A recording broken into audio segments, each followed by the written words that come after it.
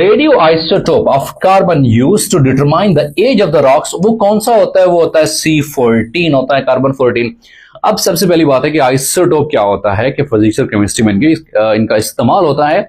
Basically ये tracer के तौर पर भी इस्तेमाल होते हैं, किसी चीज को ट्रेस करने के लिए, डायग्नोस करने के लिए।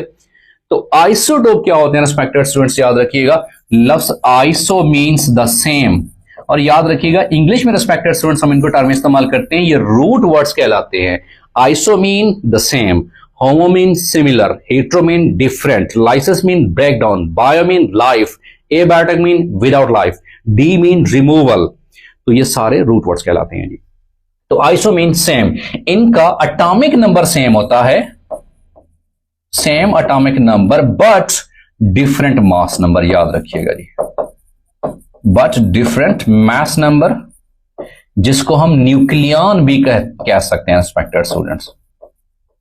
अब अगर कार्बन के हवाले से बात की जाए तो उसके आइसोटोप्स के हवाले से बेसिकली 3 आइसोटोप्स हैं, याद रखिएगा। ये अक्सर कमीशन के इम्तिहान में सवाल भी पूछा जाता है जी कि नंबर ऑफ आइसोटोप्स कार्बन के कितने हैं, वो 3 आइसोटोप्स हैं, याद रखिएगा।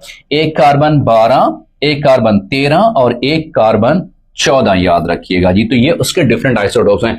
उसके बाद फिर ये है कि इसमें प्रोटॉन न्यूट्रॉन कितने हैं, वो फिर ओरिएंटेशन है कि कार्बन 12/14, 13/14 या कार्बन 14। तो ये डिफरेंट उसके नंबर ऑफ प्रोटॉन्स और इलेक्ट्रॉन्स के हवाले से है।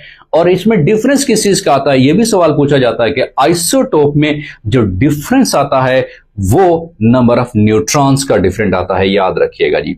फॉर एग्जांपल यहां पर कितने हैं, 6 प्रोटॉन जी। प्रोटॉन कितने हैं जी, 6 प्रोटॉन। प्रोटॉन कितने हैं, 6 प्रोटॉन। लेकिन न्यूट्रॉनों का डिफरेंस आ रहा है, वो कैसे डिफरेंस आ रहा है कि जैसे यहां पर क्या है, 12 है टोटल, तो कार्बन का जो एटॉमिक नंबर होता है रिस्पेक्टेड कार्बन, ठीक है, कार्बन 12। अब 12 से मुराद क्या है कि इसमें जो हमारे पास मास नंबर की डेफिनेशन होती है रिस्पेक्टेड स्टूडेंट्स, मास नंबर की, जिसको न्यूक्लियन भी कहते हैं, वो किस चीज का कॉम्बिनेशन होता है, प्रोटॉन प्लस न्यूट्रॉन होते हैं, याद रखिएगा रिस्पेक्टेड स्टूडेंट्स।